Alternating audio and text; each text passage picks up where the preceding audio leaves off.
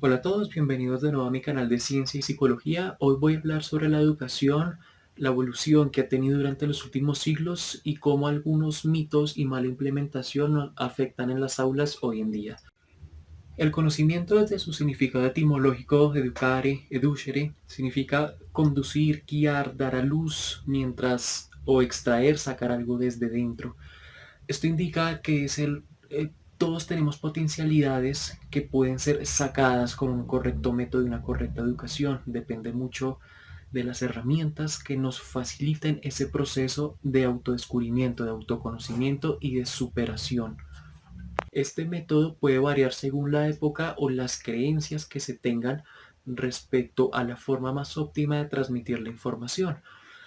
Este método puede empezar por el tradicional, donde el docente lo que afirme es la verdad absoluta, no se equivoca, el docente transmite la información de forma unilateral y nos le interesa cómo el estudiante procesa la información. Él transmite la información de forma general y como no entiende individualidad, afirma que todos aprenden de la misma forma. Este proceso inicia principalmente para que pudieran trabajar en fábricas y desempeñarse en ese ámbito. Por lo tanto, el trabajo, como era general, pues la educación también se transmitía de la misma forma. Luego pasamos al conductismo, a principios del siglo XX. Tiene sus orígenes en Pavlov, Watson, Skinner. El conductismo lo que afirma es que por medio de ciertos estímulos, sean recompensas o castigos, se puede adquirir o, o reprochar una conducta.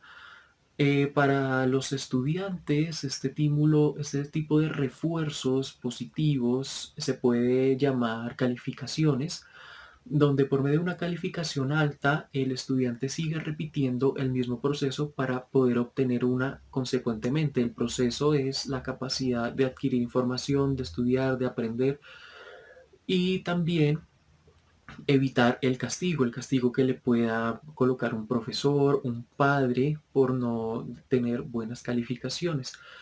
En este proceso, el conocimiento no se adquiere tanto por pasión o un aprendizaje significativo, sino se adquiere como consecuencia de una calificación. Se asocia el conocimiento con la calificación y por lo tanto para el estudiante es más importante obtener una calificación que adquirir un conocimiento. ¿Por qué? Porque los test y las pruebas van a evaluar la capacidad de memoria o el aprendizaje memorístico del estudiante en vez de realmente el conocimiento que ha adquirido, porque este eventualmente se le va a olvidar, puesto que fue muy poco relevante para el estudiante en su proceso de formación.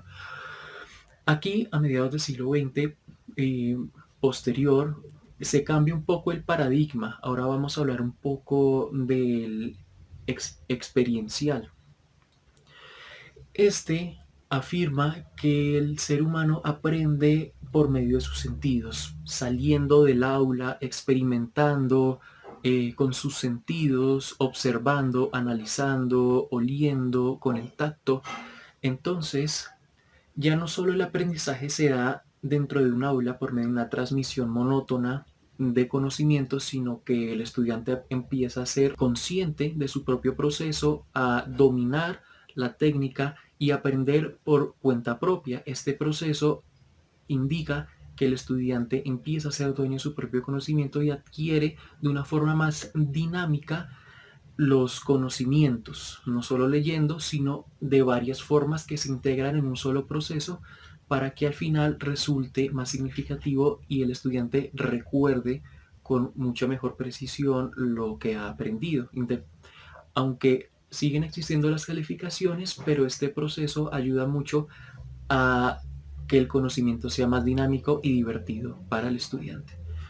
Luego pasamos al constructivismo. El constructivismo afirma que el estudiante es dueño de su propio conocimiento, los docentes son guías que le proporcionan herramientas al estudiante para que él pueda utilizarlas y se desarrolle como persona. Es participativo, interactivo, dinámico y lo interesante aquí es que el conocimiento se construye. se construye entre el docente, que ya no es una figura que se encuentra en una tarima, sino que al ser participativo es integrativo, admite opiniones, también admite equivocaciones y en conjunto se va desarrollando el conocimiento. Entre los autores constructivistas, Piaget dice que el conocimiento se construye con la interacción con el medio y desde una visión de la biología afirma que existen diferentes etapas. Por ejemplo, la sensoriomotriz de 0 a 2 años, donde el bebé aprende lo que le dictan los sentidos, aprende de forma muy directa y espera ser saciado en sus necesidades, puesto que depende absolutamente de los cuidadores.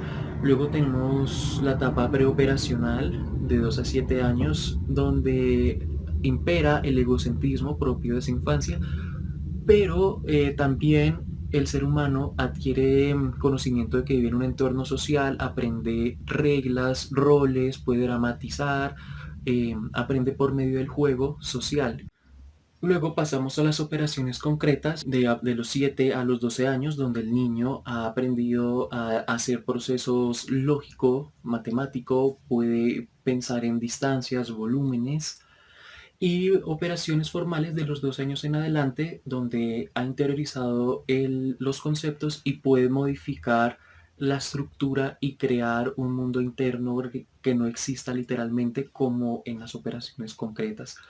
Luego llegamos a Vygotsky, donde dice que el medio social permite una reconstrucción interna de su propio proceso, que es gradual, y esto se puede entender por medio de la zona del desarrollo próximo, donde todos los estudiantes tienen un potencial que solos difícilmente pueden alcanzar, pero con la ayuda de un docente o un adulto pueden gradualmente alcanzar esas metas que por sí mismos no podían, y luego esas metas se vuelven sus bases para alcanzar nuevas metas que con ayuda de su entorno social les puede facilitar. Este tipo de metas permite interiorizar reglas, dominios, valores, porque el ser humano pertenece a un conjunto sociocultural con sus propias reglas que le permiten al ser humano desarrollarse según su entorno y su contexto social.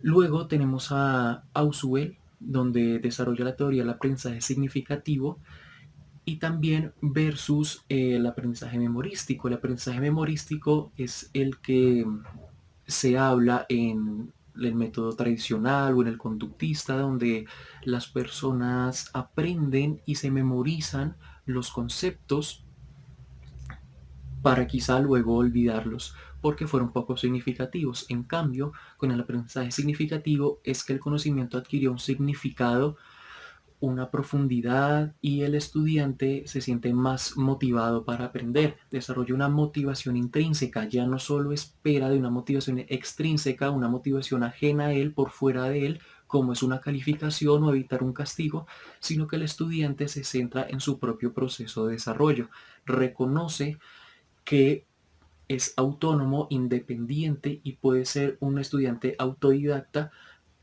donde el control de lo aprendido depende de él porque adquirió un significado y es importante para él aprenderlo. Luego tenemos a Bandura, de la teoría del aprendizaje social, en el cual se relaciona mucho con Vygotsky, pero él dice que el aprendizaje se da por experiencias, por medio de una autoconstrucción, que estas experiencias se desarrollan y se vuelven procesos mentales. Pero el proceso se desarrolla por medio de la observación de modelos. Y se puede afirmar esto por medio del experimento que él hizo con el muñeco Bobo, donde en un cuarto colocó un muñeco inflable y a niños o un niño que lo observaba.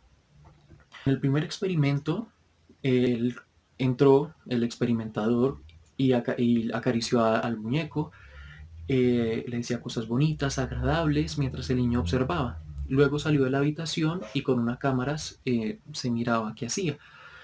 En el otro experimento ocurrió lo mismo, solo que esta vez fue violento con el muñeco, lo insultaba, y después dejaron una cámara para ver qué hacía.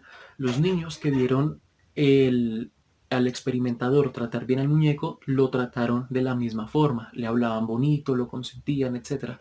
Mientras que los niños que vieron al experimentador tratar mal al muñeco y ser violento, replicaron esas mismas conductas, golpeándolo, insultándolo, tratándolo bastante mal. Y esto puede explicarse cómo nosotros entendemos y aprendemos no solo por lo que nos dicen, sino lo que hacen, como los modelos que son nuestros padres, nuestros profesores, indican un cierto conocimiento, un método que se transfiere no de forma verbal, sino de forma no verbal. Entonces, para concluir, nosotros debemos romper los mitos de una educación tradicional y una educación que nos condiciona única y exclusivamente a recibir calificaciones, porque las calificaciones no determinan el grado de conocimiento, no determinan el proceso, no son conscientes de que cada persona es un mundo único, individual, donde todos aprendemos de maneras diferentes, tenemos inteligencias únicas y formas de procesar la información que no son comparables.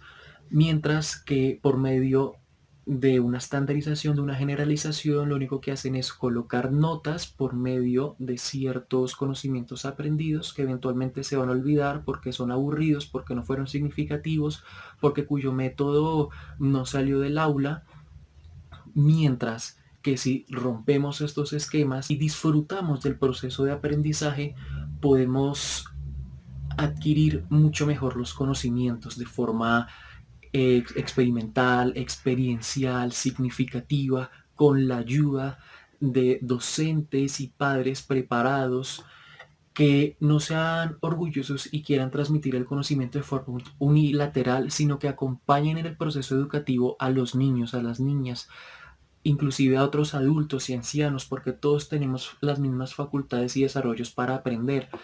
Todos tenemos inteligencias y potencialidades que no desarrollamos porque los métodos que muchas veces recibimos no fueron los adecuados, sino nos instauraron temores que pudieron mitigar y reducir nuestras capacidades creativas, productivas y de desarrollo autónomo e independiente. Es momento de colocar alas a los niños, que puedan volar, ser dueños de su propio aprendizaje, motivarlos, que sea una motivación intrínseca, que ellos mismos puedan decidir qué aprender, cómo aprenderlo y nosotros apoyarlos en su propio proceso de forma independiente y gradual, autónoma. Este ha sido el video y muchas gracias por ver.